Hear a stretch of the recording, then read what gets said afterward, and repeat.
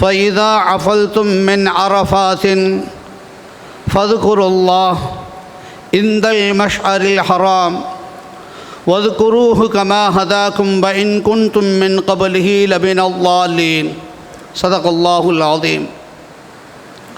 எல்லா புகழும் அல்லாஹ் ஒருவனுக்கே உரித்தாகுக. சலாத் என்னும் கருணையும் சலாம் என்னும் ஈடேற்றமும் ஈருலகத் தலைவர் நபிகள் பெருமான் முஹம்மது முஸ்தபா ரசூலே கரீம் ஸல்லல்லாஹு அலைஹி வஸல்லம் அன்னவர்கள் மீதும் அன்னவர்களின் வழி தொடர்ந்த அருமை சஹாபா பெருமக்கள், தாபிஈன்கள், தாபிஈன்கள், நாதாக்கள், ஷுஹதாக்கள், ஃபுகஹாக்கள், சாலிஹீன்கள், குத்துபுகள், அக்தாபுகள், நல்லோர்கள் நம் அனைவர்கள் மீதும், நம்முடைய குடும்பத்தார்கள், நம்முடைய மஹல்லா வாசிகள், அகில உலக மக்கள் யாவரின் மீதும் அல்லாஹுவின் அன்பும் அருளும் எந்த குறையும் இல்லாமல் என்றென்றும் நிறைவாக உண்டாகட்டுமாக. ஆமீன் ஆமீன் யா ரப்பல் ஆலமீன்.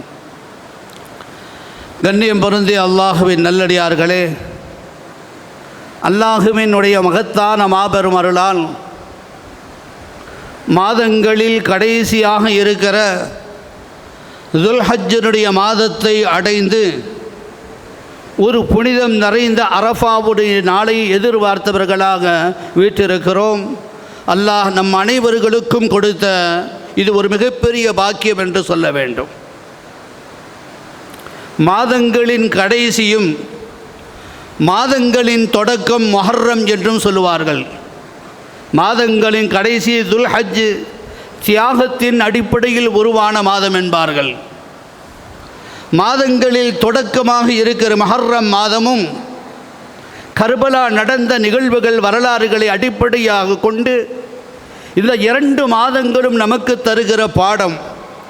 மாதங்களின் கடைசியும் மாதங்களின் தொடக்கமாக இருக்கிற 2 மாதமும் தருகிற படிப்பறை என்னவென்றால், உலகத்தில் வாழுகிற ஒவ்வொரு மனிதனும் தியாகத்தின் அடிப்படையில் வாழ வேண்டும் என்பதை இந்த மாதங்கள் நமக்கு உணர்த்தி தருகிறது. இந்த துல்ஹஜ்ஜுடைய மாதங்கள் குறித்து அருமை நாயகம் ரசூலுல்லாஹி ஸல்லல்லாஹு அலைஹி வஸல்லம் பல செய்திகளை சொல்லுவார்கள். அதில் ஒன்று, இந்த அரஃபாவுடைய நாளில் ஆதமுடைய மக்கள் மன்னிக்கப்படுகிற அளவுக்கு நரகத்திலிருந்து அதிகமான விடுதலையை கொடுக்கப்படுகிற இந்த அரஃபாவுடைய நாளை விட வேறு எந்த நாளும் இல்லை என்று அருமை நாயகம் ஸல்லல்லாஹு அலைஹி வஸல்லம் சொல்லுகிற அந்த சொற்களிலிருந்து நாம் புரிகிற செய்தி, இந்த அரஃபாவுக்கென்று அல்லாஹ் தனிப்பெரும் சிறப்புகளை வைத்திருக்கிறான். இந்த அரஃபாவுடைய நாளில் நோன்பு வைப்பதால் அருமை நாயகம் ஸல்லல்லாஹு அலைஹி வஸல்லம் சொல்லுகிறார்கள், ஒரு வருடத்தினுடைய பாவங்கள் மன்னிக்கப்படுகிறது.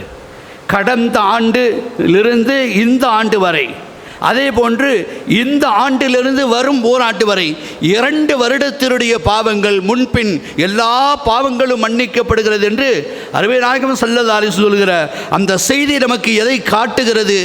அரஃபாவுடைய நாள் நம்மில் ஒருவரும் யாரும் தவறவிட்டு விடக்கூடாது. அந்த அரஃபாவுடைய நாளில் நோன்பு வைப்பது ஒரு சுன்னத்தான ஒரு காரியம். ஆனால் அதில் கேட்கப்படுகிற துவா மிகப்பெரிய துவா. எந்த துவாவாக இருந்தாலும் அல்லாஹ் கபூல் செய்கின்றார். இந்த அரஃபாவுடைய நாளில் உலகமெல்லாம் இருக்கிற எல்லா ஹாஜிகளும் ஹஜ்ஜுக்கு போய் இறங்கி அரஃபாவுடைய மைதானத்தில் ஹாஜிகள் அத்தனை பேர்களும் துவா செய்கிற அந்த காட்சிகள் குறித்து வர்ணிக்கப்பட்டால் மாற்று மதம் சார்ந்தவர்கள் கூட, சாதாரண இஸ்லாமியன் அல்ல, மாற்று மதம் சார்ந்தவன் சொல்லுகிறான். எப்படி சொல்லுகிறான்? முஸ்லிம்களிடமும் இஸ்லாத்திலேயும் நீங்கள் சகோதரத்துவத்தை, ஒரு ஒற்றுமையை பார்க்க வேண்டுமானால் அரஃபாவினுடைய காட்சிகளை பார்த்து கொள்ளுங்கள் என்று சொல்லுகிறார்கள். என்றால் இந்த நாளுக்கு எந்த அளவுக்கு முக்கியத்துவம் இருக்கு என்பதை நாம் எண்ணி பார்க்க வேண்டும். இன்றைக்கு நம்மில் எல்லா குடும்பங்களிலும் ஆடுகளை அறுத்து பலியிடுகிற குர்பானி, கூட்டு குர்பானி என்கிற பக்ரா, மாடுகளை அறுத்து பலியிடுகிற, ஒட்டகத்தை அறுத்து பலியிடுகிற இந்த குர்பான் என்கிற அற்புதமான ஒரு செயல் அல்லாஹ்விடத்தில் மிகப்பெரிய நெருக்கத்தை பெற்று தருகிறாமல். ஆனால் குர்பானி கொடுக்கிற எத்தனையோ குடும்பங்களில் எத்தனையோ நபர்கள் என்ன நினைத்து கொண்டிருக்கிறார்கள், நமக்கு நோன்பு கடமை இல்லை என்று. நோன்பு கட்டாயம் இல்லையே, ஃபரது இல்லையே, உண்மைதான். ஆனால் அந்த சுன்னத்தில் இருக்கிற அகம்மியத்தை, அதனுடைய ரகசியத்தை, அதில் இருக்கிற தாத்துபரியங்களை நம்மில் பலர்களும் விளங்காமல் இருந்து கொண்டிருக்கிறோம். அரஃபாவுடைய நாளுக்கு அரஃபா என்று ஏன் பெயர் வைத்தது வரலாறுகள் நமக்கு சொல்லித் தருகிறது. தப்சீரை இப்னு கசீரிலேயும் தப்சீரை குருத்துபி போன்றவர்களே அழகான வரலாறுகளை சொல்லுவார்கள். ஏன் நம்முடைய நாட்டில் இந்த அரஃபா என்பது வரக்கூடிய புதன்கிழமை, வியாழக்கிழமை ஈதுல் அல்ஹா என்றால் புதன்கிழமை நம் அனைவர்களுக்கும் அரஃபாவுடைய நாளாகும். இந்த அரஃபாவுடைய நாள் குறித்து அல்லாமா குருத்துபி அவர்கள் அழகான செய்தியை பதிவு செய்வார்கள். என்ன சொல்லுகிறார்கள் என்று சொன்னால், ஆதம் அலைஹிஸ்ஸலாமும் ஹவ்வா அலைஹிஸ்ஸலாமும் சொர்க்கத்திலிருந்து பூமியில் இறங்கியதற்கு பின்னால் 2 பேர்களும் பிரிந்திருந்த அவர்கள் இணைந்த இடம் எது என்று சொன்னால் இந்த அரஃபா என்று சொல்கிறார். அவர்கள் இருந்த இன்றைக்கு சவுதி அரசாங்கத்தால் ஜித்தா என்று அழைக்கப்படுகிற அந்த நகரம், தலைமை இடமாக இருக்கிற அந்த இடத்தை, அதனுடைய அரபி வரலாறு ஜத்தா என்பதிலிருந்து வந்ததுதான் ஜித்தா என்பார்கள். அந்த ஜித்தாவுக்கு கூட வரலாறுகளை சொல்கிறார்கள். ஹவ்வா அலைஹிஸ்ஸலாம் அவர்களை அடிப்படையாக கொண்டுதான் அந்த இடத்துக்கு ஜத்தாவை ஜித்தா என்று அழைக்கின்றோம். ஹவ்வா அலைஹிஸ்ஸலாம் அங்கிருந்தார்கள், ஆதம் அலைஹிஸ்ஸலாம் அரஃபாவில் இருக்கிறார்கள். இங்கிருந்து கொண்டு அவர்களின் இருப்பிடத்தை அறிந்து கொண்ட காரணத்தால் 2 பேர்களும் சேருவதற்கு காரணமாக இருந்த நாள் என்பதால் அரஃபாவுடைய நாள். அந்த நாளில் ஆதம் அலைஹிஸ்ஸலாம் அவர்களுடைய மனைவி ஹவ்வா இவர்கள் செய்த பாவங்களை நினைத்து மனமுருகி தௌபா செய்ததால், துஆ செய்ததால் இந்த நாளுக்கு அரஃபா என்று பெயர் வந்தது என்று சொல்வார்கள். அரஃபா என்று பெயர் வந்ததுக்கு 2வது காரணத்தை சொல்வார்கள். ஹதரத் ஜிப்ரீல் அலைஹிஸ்ஸலாம் யாரை, இப்ராஹிம் அலைஹிஸ்ஸலாம் அவர்களை அமர வைத்து ஹஜ்ஜினுடைய சட்டதிட்டங்கள் அனைத்தையும் சொல்லிக் கொடுக்கிறார்கள். தவாஃபில் தொடங்கி, உம்ராவில் தொடங்கி, ஹஜ்ஜுடைய அரஃபாவில் தொடங்கி, முஸ்தலிஃபா, மினா எல்லாம் ஷைத்தானுக்கு கல்லெறிதல் எல்லா சட்டங்களையும் சொல்லி கொடுத்து விட்டு ஜிப்ரீல் அலைஹிஸ்ஸலாம் யாரை பார்த்து கேட்கிறார்கள்? இப்ராஹிம் அலைஹிஸ்ஸலாமை பார்த்து கேட்டாங்க, அரஃபுத, நான் சொல்லி கொடுத்த சட்டங்களை புரிஞ்சுக்கிட்டீங்களா, இதை விளங்கி கொண்டீர்களா என்று கேட்ட பொழுது அரஃபுது என்று சொன்னார்கள். அரஃபுத என்பதிலிருந்தும் பிறந்த வார்த்தை தான் அரஃபா. எனவே இந்த நாளுக்கு பெயர் அரஃபா என்றே பெயர் வந்தது. 3வது காரணத்தை சொல்வார்கள். அரஃபாவுக்கு அழகான வரலாறு. அந்த நாளில் மனிதன் செய்கிற எல்லா தௌபாவும் துஆக்களும் கபூல் செய்யப்படுகிறது, பாவங்கள் மன்னிக்கப்படுகிறது. தன்னை உணர்ந்து கொள்ளுகிற நாள். அந்த மனிதன் அன்று வரை செய்த எல்லா பாவங்களும் அழிக்கப்பட்டு அவன் பரிசுத்தம் ஆக்கப்பட்டு அன்று பிறந்த பாலகனை போன்று மாறிவிடுகிறான். எனவேதான் இதுக்கு அரஃபா என்று பெயர் வந்தது என்று தப்சீரே குருத்துபியிலேயும் தப்சீரே இப்னு கதீர் போன்ற அரபு கிரந்தங்களில் இந்த வரலாறுகளை அழகாக பதிவு செய்கிறார். நாம் இன்றைக்கு நினைத்து பார்க்கிறோம். இன்றைக்கு அதே அந்த அரஃபாவுடைய குறித்து அதனுடைய அகம்யங்களை விளங்காமல் இன்றைக்கு பலர்களும் அந்த நாளை தவறு விட்டு விடுகிறார். ஹாஜிகள் கையெழுத்துகிற அந்த துஆ இருக்கே, அல்லாஹு அக்பர். உலகத்திலிருந்து எல்லா நாடுகளிலிருந்தும் ஹாஜிகள் ஹஜ்ஜுக்கு புறப்பட்டு அங்கே போய் மெயினாக குறிப்பாக அந்த அரஃபாவுடைய நாளில் எல்லா தலைகளிலும் திறந்த தலைகளாக ஒரே வெண்ணிற ஆடையாக அத்தனை பேர்களும் லட்சோபலட்சம் மக்கள், 1/4 கோடி மக்களுக்கும் மேலாக 25 லட்சத்துக்கும் மேலாக அத்தனை ஹாஜிகளின் வாயிலிருந்தும் தப்பீக் லப்பைக் லப்பைக் என்கிற தல்பியா முழக்கத்தோடு விண்ணை நோக்கி கைகளை உயர்த்தி அவர்கள் ஏந்துகிற அந்த துஆ, அவர்கள் அழுகிற அழுகை, அவர்கள் கண்களிலிருந்து வருகிற கண்ணீர் துளிகள், அல்லாஹ் சொல்லுகிறான் இந்த நாளில் எல்லா மக்களையும் நான் மன்னித்து விட்டேன் என்கிறான். முஹத்திஸுகள் சொல்வார்கள், உலகத்தில் மனிதன் செய்கிற முதல் பாவம் எது தெரியுமா? நான் எத்தனை பாவத்தை செஞ்சேன், நான் கொஞ்சம் நஞ்சமாக பாவத்தை செஞ்சேன், என் பாவத்தையெல்லாம் அல்லாஹ் மன்னிப்பானா என்று ஒரு மனிதன் நினைத்தால் அவன் வாழ்க்கையில் செய்கிற முதல் பாவம் அதுதான் என்கிறார்கள் முஹத்திஸ். இந்த அரஃபாவுடைய நாளுக்கு அல்லாஹ் அவ்வளவு பெரிய சிறப்புகளை வைத்திருக்கிறான். ஹதரத் இப்னு அப்பாஸ் ரலியல்லாஹு அறிவிக்கிறார்கள், அவர்கள் அன்னஹு கர அல் யௌம அக்மல்து லகும் தீனகும் சூரா அல் மாயிதா வருகிற இந்த அற்புதமான திருவசனத்தை ஓதுகிற போது அவர்களுக்கு அருகாமையில் யூதர் ஒருவர், யஹூதி ஒருவர் இருக்கிறார். அவர் சொல்லுகிற வார்த்தை, லவ் நஸலத் ஹாதிஹில் ஆயத்து அலைனா லத்தகதுனாஹா ஈதன். சொல்லுகிறார்கள், இந்த திருவசனம் மட்டும் எங்கள் உம்மத்துக்கு கிடைத்திருந்தால் இந்த நாளை திருநாளாக, இந்த நாளை பெருநாளாக கொண்டாடுவோம் என்று ஒரு யூதர் சொன்ன பொழுது இப்னு அப்பாஸ் ரலியல்லாஹு அன்ஹு கேட்குறாங்க, எனக்கு தெரியும் அந்த நாள் எது என்று, எனக்கு தெரியும். இரண்டும் சேர்ந்த ஒரு நாளாக அது வந்தது. ஒன்று வெள்ளிக்கிழமை ஜும்மாவுடைய தினமாகவும் அன்றைய நாள் அரபா நிகழ்ந்ததாலும் அந்த நாளில்தான் இந்த வசனம் இறங்கியது என்கிற கருத்தை ஹதரத் இப்னு அப்பாஸ் ரலியல்லாஹு தன்னுடைய கிரந்தத்தில் இதை பதிவு செய்துவிட்டு சொல்கிறார்கள். ஒரு மாற்று மாதம் சார்ந்த யூதன் கூட சொல்லுகிறான், குர்ஆனிலேயே இறக்கப்பட்ட கடைசி வசனம் இந்த வசனம் எங்கள் சமுதாயத்துக்கு கிடைக்க வேண்டும் என்று ஆசைப்படுது. அந்த நாள் அரஃபாவுடைய நாளில் இந்த வசனம் இறங்குகிற பொழுது அன்றைய நாள் சஹாபாக்கள் கூடியிருக்கிற 1.25 லட்சம் சஹாபாக்கள் தொண்டர்கள் திரண்டிருக்கிற கூட்டத்தில் இந்த வசனம் இறங்கிய பொழுது அருமை நாயகம் கேட்டார்கள், நான் உங்களுக்கு இந்த மார்க்கத்தை எத்தி வைத்து விட்டேனா, முழுமையான முறையில் உங்களுக்கு சேர்ந்து விட்டதா, உங்கள் இந்த தீனை பொருந்தி கொண்டீர்களா என்றெல்லாம் அர்த்தத்தை கொண்டு இந்த வசனங்களை ஓதுகிற பொழுது சஹாபாக்கள் நிறைய பேர்கள் தேம்பி தேம்பி அழுதார்கள் என்று வரலாறு. ஏன் தெரியுமா? இந்த வசனம் எதை காட்டுகிறது? சிலர்கள் சொல்வார்கள், பெருமானார் இன்று வரை நம்மோடு இருந்தார்கள், இன்று வரை நம்மோடு வாழ்ந்தார்கள். இந்த வசனம் எதை காட்டுகிறது தெரியுமா? இனிமேல் பெருமானார் நம்மை விட்டு பிரிய போகிறார்கள் என்கிற சூசகம், ஒரு சைக்கினை, இஷாரா இந்த வசனம் காட்டுகிறது என்று சொல்கிறார். அருமைக்குரியவர்களே, ஜாபிர் ரலியல்லாஹு அறிவிக்கிற அற்புதமான ஒரு ஹதீஸ் உண்டு. அன்னஹு கால கால ரசூலுல்லாஹி ஸல்லல்லாஹு இதா கான யௌம் அரஃபா இன்னல்லாஹ் யன்ஸிலு இலா ஸமாஇ துன்யா ஃபயுனாதி பிஹிம் அல் மலாயிகத ஃபயகூலு உன்துரு இலா இபாதி. ஜாபிர் ரலியல்லாஹு சொன்னாங்க, பெருமானார் ஸல்லல்லாஹு அலைஹி வஸல்லம் சொன்னதாக அற்புதமான இந்த என்னுடைய அடியார்களை பாருங்கள், அரஃபாவுடைய நாள் வந்துவிட்டால் அல்லாஹ் வானத்தினுடைய துன்யாவுடைய வானத்தின் பக்கம் இறங்குகிறான், மலக்குமார்களை அழைத்து சொல்லுகிறான், இன்னி கது கஃபரத்து, நான் எல்லா பாவத்தையும் மன்னிச்சிட்டேன், மின் குல்லி ஃபஜ்ஜின் அமீக் லாஜீனம், உலகத்தினுடைய மூளை முடுக்குகளில் இருந்தெல்லாம் எல்லா பகுதிகளிலிருந்தும் தல்பியா முழக்கத்தோடு என்னை நோக்கி வந்து என்னுடைய பாவத்தை மன்னித்து விடு என்று கேட்கிறார்கள். இவர்கள் அத்தனை பேர்களுடைய பாவத்தையும் நான் மன்னித்து விட்டேன் என்று யார் சொல்லுகிறா? அல்லாஹ் மலக்குகள்கிட்ட சொல்லும்போது, ஃபஇன்னி உஷ்ஹிதுக்கும், உங்களை நான் சாட்சியாக ஆக்குகிறேன், நீங்கள் சாட்சிகளாக இருங்கள்.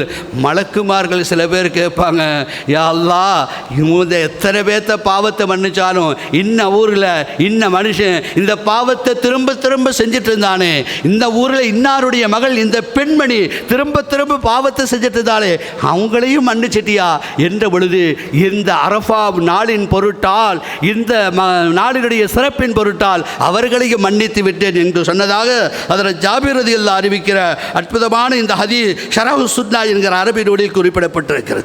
அருமைக்குரியவர்களே, எல்லா பாவங்களும் மன்னிக்கப்படுகிற அந்த அரஃபா நாளில் நான் நோன்பு வைப்போம், நம்முடைய எல்லா தேவைகளையும் அல்லாஹ்விடத்தில் மன்றாடி இரு கரமேந்தி துஆ செய்வோம். இமாம் நஸஃபி ரஹ்மத்துல்லாஹி அலைஹி ஒரு வரலாற்றை எழுதுவாங்க. அவங்களுடைய காலத்தில் நடந்த ஒரு அற்புதமான நிகழ்ச்சி. அன்னபஅல் ஸாலிஹீன் ஹஜ்ஜா ஃபலம்மன் ஸரஃப மின் அரஃபாத்தின் ذكر انه نسي மாலா. சில பேர் ஹாஜிகள்லாம் அரஃபா அன்னைக்கு முந்தின நைட்டே போய் தங்குறவங்க தங்கிடுவாங்க. வசதிகளுக்கு ஏற்ப ப்ரைவேட்டில் போனாலும் சரி, அரசாங்கத்தில் போனாலும் சரி, அவங்கெல்லாம் போய் தங்க வேண்டிய இடத்துல அங்கே நாளில் என்ன வேலைன்னு சொன்னால், லொஹருடைய தொழுகையும் அஸ்ருடைய தொழுகையும் எல்லா இந்த 2 வகத்தையும் ஒன்றாக சேர்த்து தொழுகிற தொழுகை என்கிற அமல் அந்த அரஃபாவுடைய மைதானத்தில் நடக்கும். ஒரு அற்புதமான ஒரு காட்சி, ஒரு கண்கொள்ளாத ஒரு காட்சி. அனுபவித்து பார்த்தவர்கள் வாயினால் சொல்ல முடியாது, அனுபவித்து பார்த்தவர்களுக்கு புரியும். அந்த அரஃபாவுடைய பெருவெடி சூரிய மறைஞ்சு எல்லா ஹாஜிகளும் கூட்டம் கூட்டமாக வெளியில் போயிட்டுருப்பாங்க. எங்கே? முஸ்தலிஃபாவை நோக்கி. சாரி சாரையா எறும்புகள் ஊர்ந்து செல்வதை போல கூட்டம் நகர்ந்து கொண்டிருக்கும். சில பேர் போயிட்டு இந்த நஸஃபி ரஹ்மத்துல்லாஹி அலைஹி சொல்கிறாங்க, ஒரு நல்ல மனிதர் ஹஜ்ஜை முடித்து விட்டு போயிட்டார், போகிற வழியில் ஞாபகம் வந்துச்சு, நாம் கொண்டு வந்த லக்கேஜ் பொருளெல்லாம் மறந்துட்டு வந்துட்டோமே, அதை போய் எடுத்துகிட்டு வரலாமே என்று நினைத்து கொண்டு அரஃபாவை நோக்கி வந்த பொழுது ஃபதஅஜ்ஜப, பார்த்துட்டு அப்படியே திகச்சு போகிறார். ஆச்சரியத்தில் பார்க்குறார். என்ன தெரியுமா? அவர் இருந்த அந்த நேரத்தில் மைதானத்தில் பூரா எல்லா தல்பியா, எல்லா யஹராம், எல்லா ஆஜிகள். ஆனால் இப்போ இவர் வந்து பார்க்குற காட்சி, அந்த மைதானம் விரிச்சோடி கிடக்கவில்லை, குரங்குகளும் பன்றிகளும் நாய்களும் கூட்டம் கூட்டமாக இருக்கிறது. கொஞ்ச நேரம் தகச்சு போயிட்டாங்க. தங்கி இருந்த இடத்தை நோக்கி அந்த லக்கேஜை எடுப்பதற்கு வந்த பொழுது திகைத்து போய் நின்ற அவர்கள் என்ன செய்கிறார்கள் பொழுது அந்த குரங்குகளும் அந்த பன்றிகளும் நாய்களும் உருவம் மாற்றப்பட்ட அவர்கள் பேசுவார்கள், நாங்கள் வேறு யாரும் இல்லை, இன்னா துருபல் ஹுஜ்ஜான், இந்த வந்திருக்கிற ஹாஜி இருக்காங்களே அவங்களுடைய பாவங்கள் எல்லாம் மன்னிக்கப்பட்டு அவங்க பாவத்தை இறக்கி வச்சுட்டு போயிட்டாங்க, அந்த பாவத்தின் உருவங்கள் தான் நாங்கள், பயப்படாதீர்கள் என்று சொன்னதுக்கு பிறகு தடுமாறிக்கொண்டு தன்னுடைய பொருள்களை எடுத்துக்கொண்டு முஸ்தலிஃபாவை நோக்கி நகர்ந்து விட்டார் என்கிற வரலாற்று இமாம் நசஃபி ரஹ்மத்துல்லாஹி நுஸஹத்துல் மஜாலிஸ் என்கிற அரபி நூலிலே பாகம் 1 பக்கம் 183 இந்த வரலாற்றை அழகாக பதிவு செய்கிறார். ஒரு செய்தி நமக்கு தெரியுது, ஹாஜிகள் போன அத்தனை பேரும் பாவங்கள் மன்னிக்கப்படுதுன்னு சொன்னால் அவங்க செஞ்ச பாவங்கள் எல்லாம் உருவங்கள் மாறி அப்படியே வெளியேறுது. ஏன் நாம் எத்தனையோ நிகழ்வுகளை கேட்டிருப்பேன். இமாம்கள் எல்லாம் ஒழு செய்யும் போது, இமாம் அபூ ஹனீஃபா ரஹ்மத்துல்லாஹி காலத்தில் முகத்தை கழுகும்போது, கைகளை கழுகும்போது அந்த கைகளிலிருந்து ஒழுகிற தண்ணீர் அவர்களின் கண்களுக்கு அல்லாஹ் காட்டி கொடுத்தான், பன்றிகளும் நாய்களும் குரங்குகளையும் காட்டி கொடுத்தான். பாவத்தின் அடையாளம் அதுதான். ஹாஜிகள் மன்னிக்கப்பட்டு விட்டார்கள். இமாம் நஸ்வி ரஹ்மத்துல்லாஹி அவர்கள் சொன்னதை போல எல்லா ஹாஜிகளும் தங்களுடைய பாவச் சுமையை இறக்கி வைத்து விட்டு தான் அன்று பிறந்த பாலகனை போன்று வருகிறார்கள். அவர்கள் மன்னிக்கப்படுகிற அந்த புதன்கிழமை என்கிற அரஃபாவுடைய நாளுக்கல்லவா, அந்த நாளில் நாமும் நோன்பு வைத்து அல்லாஹ்விடத்தில் மன்றாடி பிரார்த்தித்தால் நம்முடைய வாழ்க்கையில் நடந்த எல்லா குற்றங்களையும் பாவங்களையும் அல்லாஹ் மன்னித்து விடுகிறான். அருமைக்குரியவர்களே, முஹம்மது பின் முன்கதிர் ரஹ்மத்துல்லாஹி அலைஹி அவங்க சொல்கிறாங்க, அன்னஹு ஹஜ்ஜ சலாசம் வ சலாசீன ஹஜ்ஜா. வாழ்க்கையில் நாம் 2 ஹஜ்ஜு 4 ஹஜ்ஜு செஞ்சுட்டா பெருமையாக சொல்லணும். நான் யார் தெரியுமா, நான் 5 ஹஜ்ஜு செஞ்சுருக்கிறேன். நான் யார் தெரியுமா, ஒரு 6 ஹஜ்ஜு செஞ்சுட்டேன். அவங்க செஞ்ச ஹஜ்ஜே வெளி உலகத்துக்கு தெரியாது, அல்லாஹுவுக்கு அவருக்கு மட்டும்தான் தெரியும்.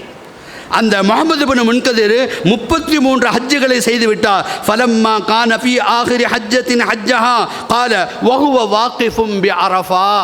33வது ஹஜ்ஜை முடிச்சுட்டு அரஃபாவுடைய பெருவெளியில் நின்று கொண்டு துவா செய்கிறாங்க. என்ன துவா செஞ்சுமா, அல்லாஹும்ம இன்னி கது வகஃப்து ஃபீ மௌகிஃபி ஹாதா சலாசம் வ சலாசீன வஃபகத்தன். சொல்கிறாங்க, யா அல்லாஹ், இந்த அரஃபாவுடைய பெருவெளியில் 33 தடவை நான் நின்றுக்கிறேன். ஒரு ஹாஜி ஒரு வருஷத்துக்கு ஒரு ஹஜ்ஜுக்கு போனார்னா 40 நாள் தங்கினாலும் சரி, 60 நாள் தங்கினாலும் சரி, 10 நாள் ஷார்ட் பீரியடு தங்கினாலும் சரி, அரஃபா ஒரே ஒரு நாள் தான். லொஹர் அஸ்ருடைய நேரத்தில் அங்கே போகிறோம். இவர் சொல்லுகிறார், யார் சொல்லுகிறார், முஹம்மது பின் முன்கதிர் சொல்லுகிறார், 33 தடவை யா அல்லாஹ் உன் சன்னிதானத்தில் இந்த அரஃபாவில் நின்று விட்டேன். ஒன்று யாருக்கு தெரியுமா, என்னுடைய சொந்த ஹஜ்ஜுக்காக வேண்டி என் மீது கடமையான அந்த ஃபரதான ஹஜ்ஜை நிறைவேற்றுவதற்கு வந்தேன். இன்னொன்று என்னை பெற்றெடுத்த தாயுக்காக வேண்டி வந்தேன். அடுத்து 3வது ஹஜ்ஜு யாருக்கு செய்ய வந்தேன், என்னுடைய தந்தைக்காக வேண்டி செய்ய வந்தேன். 3 ஹஜ்ஜையும் அவர்களுக்காக செய்து முடித்தேன். யா அல்லாஹ், இப்பொழுது நான் சொல்லுகிறேன், என்னுடைய வாழ்க்கையில் 33 ஹஜ்ஜிலே 3ஐ கழித்து விடு, 30 ஹஜ்ஜுடைய நன்மையை யா அல்லாஹ் நான் யாருக்கு வக்ஃப் செய்கிறேன் தெரியுமா? சொன்னார்கள் துவா. அல்லாஹ்விடத்தில் அரஃபாவில் அழுது கொண்டு கேட்கிறார்கள், யா அல்லாஹ், இந்த 30 ஹஜ்ஜையும் இதனுடைய நன்மைகளையும் இந்த வருடம் ஹஜ்ஜுக்கு யாரெல்லாம் வந்து யாருடைய ஹஜ் எல்லாம் ஏற்றுக்கொள்ளாமல் ஆகப்பட்டு விட்டதோ அவர்களுக்காக வேண்டி இந்த நன்மை பூரணி எடுத்து கொடுத்து அவங்களுடைய ஹஜ்ஜை கபூல் செய். கேட்டது யார்? முஹம்மது பின் முன்கதிர். நமக்கு யாருக்காவது மனசு இடம் கொடுக்குமா? நம்ம பெற்றவங்களுக்கு, ஏன் கூட பிறந்தவங்களுக்கு, தன்னுடைய நெருங்கிய கஷ்டத்தில் இருக்கக்கூடிய யாருக்காவது யா அல்லாஹ் இந்த ஹஜ்ஜை சேர்த்து வச்சு நாம் சொல்லியிருப்போமா? முஹம்மது பின் முன்கதிர் சொல்லுகிறாரு, 33 ஹஜ்ஜில் 30 ஹஜ்ஜை இவர்களுக்கு கொடு என்று சொன்ன பொழுது அல்லாஹுவே திகைத்து போனான். அல்லாஹ் கேட்டான், அட மனிதா, முஹம்மது பின் முன்கதிரே, நல்லடியாரே, இந்த உலகத்தில் கொடைத்தன்மையை படைத்த எனக்கு நீ கொடை கொடுக்கிறாயா? உலகத்தில் கொடை என்கிற தன்மை கொடுத்தவன் நான், அதை படைத்தவன் நான், எனக்கே நீ கொடை கொடுக்கிறாய் என்று ஆச்சரியத்தோடு கேட்டுவிட்டு அல்லாஹ் சொல்லுகிறான், முஹம்மது பின் முன்கதிர், இது எங்கே நடக்குது தெரியுமா? அரஃபாவிலிருந்து வந்துட்டாங்க, முஸ்தலிஃபாவில் இரவு தங்கி இருக்கிறாங்க. கனவில் தோன்றி கனவில் அல்லாஹ் சொல்லுகிறான், முஹம்மது இப்னு முன்கதிரே, இந்த 30 ஹஜ்ஜல்ல நான் இந்த அரஃபாவுடைய மைதானத்தை, இந்த அரஃபா என்கிற இடத்தை படைக்கப்படுவதற்கு 2000 வருஷத்துக்கு முன்னாலே எல்லாருடைய பாவங்களையும் மன்னித்து விட்டேன் என்ற செய்தியை முஹம்மது இப்னு முன்கதிர் அறிவிக்கிறார். அப்படியானா இந்த அரஃபாவுடைய நாள் நோன்பு வைப்பது எவ்வளோ பெரிய பிரயோஜனம் என்பதை மாத்திரமல்ல, அருமைக்குரியவர்களே, முஸ்தலிஃபாவில் தங்கியிருக்கிற அன்றைய காலகட்டத்தில் முஹம்மது இப்னு முன்கதிர் ரஹ்மத்துல்லாஹி அலைஹி சொன்னதை போல சொல்கிறார்கள், இந்த இடம் சாதாரண இடம் அல்ல. ஒவ்வொரு ஹாஜிகளும் அழுது தங்களுடைய கண்ணீரை கொட்டுகிற இடம், தன்னுடைய எல்லா கஷ்டத்தையும் இன்பத்தையும் துன்பத்தையும் அல்லாஹ்விடத்தில் வெளிப்படுத்துகிற ஒரு அற்புதமான இடம் இந்த அரஃபா. இந்த அரஃபாவுடைய நாளில் நாம் கேட்கிற துஆவை அல்லாஹ் கபூல் செய்கிறான். கேட்க வேண்டிய எல்லா விஷயத்தையும் கேட்க வேண்டும். ஹஜ்ரத் அப்பாஸ் இப்னு மிர்தாஸ் ரலியல்லாஹு அறிவிக்கிற ஒரு அற்புதமான ஹதீஸ், அல்லாஹ்வின் தூதர் ஸல்லல்லாஹு அலைஹி வஸல்லம் அவர்கள் சொன்னதாக சொல்லுகிறார்கள், தஆ உம்மத்திஹி அரஃபத்தன் வல் மக்ஃபிரதி ஃபஉஜீப இன்னி கத் கஃபரது லஹும். அல்லாஹ்விட்ட யார் கேட்டா? அப்பாஸ் இப்னு மிர்தாஸ் ரலியல்லாஹு அறிவிக்கிறாங்க, ரசூலுல்லாஹி ஸல்லல்லாஹு இந்த உம்மத்துக்காக வேண்டி துஆ செய்ய, அல்லாஹ் எல்லா உம்மத்தையும், என்னுடைய உம்மத்தில் ஒரு நபரை கூட விடாமல் எல்லாருடைய பாவங்களை மன்னித்து விடு என்று துஆ செய்த பொழுது அதுக்கு பதில் வரல. அப்போ அல்லாஹ் சொன்னால் எல்லாத்தையும் மன்னிச்சிட்டேன். அல்லாஹ் ரசூலுல்லாஹி ஸல்லல்லாஹு கேட்குறாங்க, யா அல்லாஹ் அநீதம் செய்தவனையும் மன்னிக்கிறாய், அநீதம் செய்யப்பட்டவனையும் மன்னிக்கிறாய், யா அல்லாஹ் அநீதம் செய்தவனுக்கு தண்டனை கொடுக்கிறாய், கரெக்டு, ஒன்றுமே செய்யாத அப்பாவி அநீதம் செய்யப்பட்டவனே என்கிறாயே, யா அல்லாஹ் அவனுக்கும் கொஞ்சம் உயர்ந்த தரஜாவை கொடுக்கலாமே என்ற பொழுது பதில் வரல. முஸ்தலிஃபாவில் பெருமானார் தூங்கிக் கொண்டிருக்கிற பொழுது கனவில் காட்சி, அந்த காட்சி எப்படி என்ன தெரியுமா? ஃபலம்மா அஸ்பஹ பில் முஸ்தலிஃபதி அஆத துஆ, மறுநாள் முஸ்தலிஃபாவிலிருந்து புறப்படுறதுக்கு முன்னால் மீண்டும் அதே துஆவை செஞ்ச பொழுது அல்லாஹ் சொல்லுகிறான், உங்கள் துஆ கபூலாகி விட்டது, எல்லாருடைய பாவங்களை மன்னித்து விட்டேன் என்று அல்லாஹ் சொன்னதுக்கு பிறகு அருமை நாயகம் ஸல்லல்லாஹு அலைஹி வஸல்லம் அந்த நேரத்தை கொஞ்சம் சிரிக்கிறாங்க. இந்த ஹதீஸில் எப்படி வருது? ஃபலஹிக அவ் தபஸ்ஸம, சிரித்தார்கள் என்று வருகிறது, புன்முறுவல் பூத்தார்கள். ஃபகால உமருன் வ அபூபக்கர், அபூபக்கர் ரலியல்லாஹு, உமர் ரலியல்லாஹு கேட்ட வார்த்தை ஃபிதாக அபி வ உம்மி, என் தாயும் தந்தையும் உங்களுக்கு அர்ப்பணமாகட்டும் என்று சொல்லிவிட்டு அடுத்து கேட்குறாங்க, அல்லாஹ்வின் தூதரே மா அல்ஹக, உங்களை சிரிக்க வச்சது எது? நீங்கள் சிரிச்சிங்களே, எப்போவுமே சிரிக்கிற இடம் அல்ல, அழுகிற இடம், ஆனால் சிரிச்சிங்களே, உங்கள்கிட்ட புன்னகை தெரிகிறது, என்ன காரணம் என்று கேட்ட பொழுது அப்பொழுதுதான் அருமை நாயகம் ஸல்லல்லாஹு சொல்கிறார்கள், அல்லாஹ் மன்னித்து விட்டதாக சொன்ன செய்தி. இதை கேட்ட இப்லி கீழே இருந்து மண்ணை எடுத்து தன்னுடைய தலையில் புழுதிகளை வாரிக்கொண்டு ஓடிக்கொண்டிருக்கிறான், அழுது கொண்டே ஓடுகிறான், கை சேதப்பட்டு ஓடுகிறான். இவ்வளவு சிரமப்பட்டு வழிகெடுத்த இவனை நரகத்து வரை கொண்டு வந்து விட்டேன், ஆனால் இவன் பாவம் மன்னிக்கப்பட்டு விட்டது என்று அவன் என்ன செய்கிறான்? அழுகிறான். அந்த காட்சியை பார்த்த பொழுது எனக்கு சிரிப்பு வந்தது என்கிற செய்தியை அப்பாஸ் இப்னு மிர்தாஸ் ரலியல்லாஹு அறிவிக்கிற இந்த ஹதீஸை பார்க்கிறோம். அருமைக்குரியவர்களே, எவ்வளவு பெரிய பாவங்களை செய்தாலும் அந்த பாவங்களை மன்னிக்கும் ஆற்றல் கொண்டவன் அல்லாஹ். எப்படிப்பட்ட பாவங்களாக இருந்தாலும் அல்லாஹ் மன்னிக்கிற இந்த நாளில் நாமும் அரஃபாவுடைய நாளில் நோன்பு வைக்க வேண்டும். நம்முடைய எல்லா கோரிக்கையும் அல்லாஹ்விடத்தில் மன்றாடி துஆ செய்ய வேண்டும். குர்பானி ஏற்றுக்கொள்ளப்படுவதற்காக வேண்டி நாம் செய்கிற எல்லா செயல்பாடுகளும் அல்லாஹ் கபூல் செய்ய வேண்டும். அதற்காக வேண்டிய கபூலியத்தை எதிர்பார்க்க வேண்டும். அல்லாஹ்விடத்திலிருந்து ஒரு நல்ல ஒரு இஜாபத்து நமக்கு கிடைக்க வேண்டும் என்கிற ஒரு உந்துதல் நம்மிடத்தில் வரும். பலர்களும் என்ன நினைக்கிறார்? கடமை முடிஞ்சு ஒரு ஆடு வாங்கினோமா, நல்ல பெரிய பொங்கும் உள்ள ஆடா, ஊரெல்லாம் பெருமையாக பேசணும், இந்த ஆஜியார் வீட்டில் கொடுத்த ஆடுக்கு என்று பெருமையாக பேசணும் என்பதற்காக வேண்டி ஏதோ கடமைக்கு ஆடு அறுத்தோமா, பலர்களுக்கும் கறியை கொடுத்தோமா என்று செல்கிற மனோநிலையில் தான் இன்றைக்கு நம்மில் பலர்கள் இருக்கிறார்கள். முகஸ்துதி எதிர்பார்த்தவளா? அல்லாஹுவுக்காக வேண்டி இஹ்லாஸோடு குர்பானிகளை கொடுக்க வேண்டும். அல்லாஹ் இதை ஏற்றுக்கொள்ள வேண்டும். அவர்கள் குறிப்பாக குர்பானி கொடுக்கிற அத்தனை பேர்களும் சுன்னத்தான இந்த அரஃபாவுடைய நாளில் நோன்பு வைத்து அல்லாஹ்விடத்தில் துஆ செய்ய வேண்டும். பெருமானா ஸல்லல்லாஹு அலைஹி வஸல்லம் அழகான ஒரு செய்தி சஹாபாக்களுக்கு அறிவிப்பாங்க. ஒரு மனிதர் இறந்து விடுகிறார். ஒரு மனிதர் மரணித்து விட்டார்.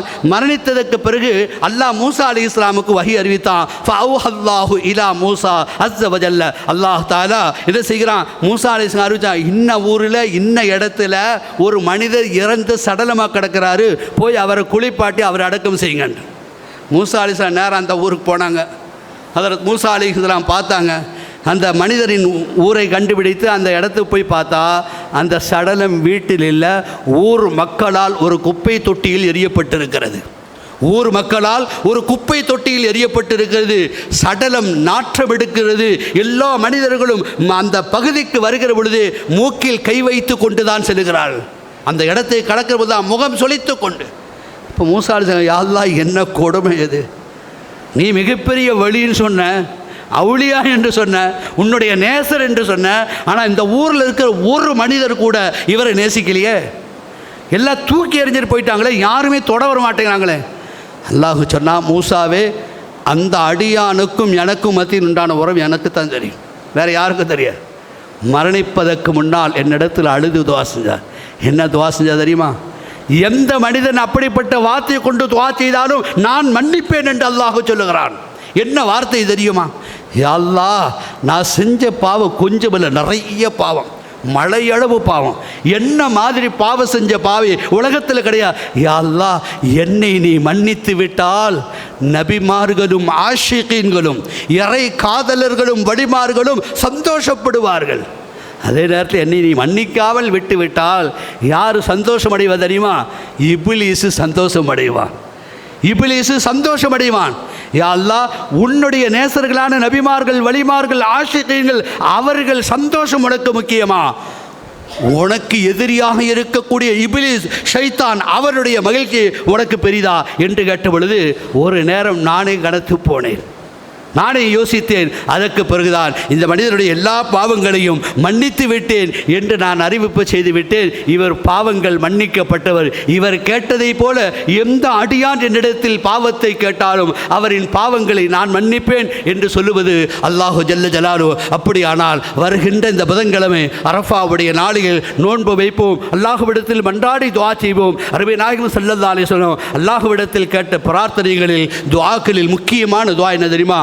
யா அல்லாஹ், இஸ்லாத்துக்கு தஹியத்துல் கலபி என்கிற மனிதர் எனக்கு வேண்டும். அவர் களிமா சொல்லி முஸ்லிமானோம், எப்படியாவது களிமாவில் சொல்லி இஸ்லாத்துக்கு நுழைத்து வைத்து விடு. ஆனால் துவா செஞ்சு கொஞ்ச நாள் எதிர்பார்த்துக்கிட்டே இருக்காங்க. அல்லாஹ் அறிவிக்கிறான் ஜிப்ரீல் மூலம், யா ரசூல் அல்லாஹ், நீங்கள் எதிர்பார்த்த தஹியத்துல் கலபி வர்றான். வருகிறார் அல்ல, வர்றான். எப்படி வர்றான் தெரியுமா? இஸ்லாத்தை ஏற்பதற்கு களிமா சொல்வதற்கு உங்கள் இடத்தை. அப்போ சஹாபாக்கள்லாம் பேசிக்கிறாங்க, யாருமே அந்த ஆளுக்கு இடம் கொடுக்கக்கூடாது. சபைக்கு வந்தால் யாரும் இடம் கொடுக்கக்கூடாது, அவரை துரத்தி விடணும், யார் பக்கத்தை உட்காரவை என்று அவர்களுக்குள் முணுமுணுத்து கொண்டிருக்கிற பொழுது தஹியத்துல் கலபி உள்ளே வர்றார். ஸல்லல்லாஹு அலைஹி வஸல்லம் தான் மேலே போட்டிருந்த இந்த மேலே இங்கே துணி எடுத்தாங்க. எடுத்து கீழே விரித்து தஹியத்துல் கலபியை வாருங்கள், இங்கே வந்து அமருங்கள் என்ற போது வந்தபடி அப்படியே ஆடி அசந்து போயிட்டார். தஹியத்துல் அழுது விட்டார். அந்த கீழே கிடந்த துணி எடுத்து 2 கண்களிலும் முத்தம் கொடுக்கிறார், முகத்தை தடவுகிறார், முத்தி பார்க்கிறார், உடம்பெல்லாம் தடவி பார்க்கிறார். அல்லாஹ்வின் தூதர் இவ்வளவு நல்ல மனிதராகிட்டது, நான் பாவம் செஞ்ச மிகப்பெரிய பாவி, எனக்கா இந்த வரவேற்பு என்ற பொழுது என்னுடைய பாவத்தை அல்லாஹ் மன்னிச்சிருப்பானா? மன்னிச்சுட்டானா கேளுங்க. ஜிப்ரீல் அலைஹிஸ்ஸலாம் வந்தார்கள், மீண்டும் சொன்னார்கள், உங்களுடைய பாவங்கள் 60 ஆண்டு பாவங்கள். உலகத்தில் எத்தனையோ ஹாஜிகள் அரஃபாவுடைய நாளில் கேட்கிற பொழுது எல்லா பாவத்தையும் மன்னித்து விடுகிற அல்லாஹ் தஹியத்துல் கலபியை 60 ஆண்டுகள் நீங்கள் செய்த பாவத்தை அல்லாஹ் மன்னிக்க மாட்டானா? நிச்சயமா அவன் மன்னித்தான், மன்னித்து விட்டான் என்ற சுப செய்தி சொன்ன பொழுது தஹியத்துல் கலபி புரண்டு புரண்டு அழுதார்கள், மன்றாடி துஆ செய்தார்கள், கலிமா சொன்னார்கள், முஸ்லிமான வரலாற்றை சொல்லுகிறார்கள். அரஃபாவுடைய ஃபலாயிலுக்குண்டான அந்த பக்கங்களில் இந்த தஹியத்துல் கலபியின் வரலாற்றையும் எழுதுகிறார்கள். எனவே இந்த அரஃபாவுடைய நாள் நோன்பு வைப்பதற்கு உகந்த சிறந்த ஒரு நன்னாள். அந்த நாளில் நோன்பு நோட்போம், அல்லாஹ்விடத்தில் மன்றாடி பிரார்த்திப்போம். இந்த ஆண்டு நாம் செய்கிற எல்லா அமல்களையும், ஹஜ்ஜையும் குர்பானையும் அல்லாஹ் கபூல் செய்திருவானாக. ஆமீன் ஆமீன். வ ஆகிரு தஅவானா அனில் ஹம்துலில்லாஹி ரப்பில் ஆலமீன்.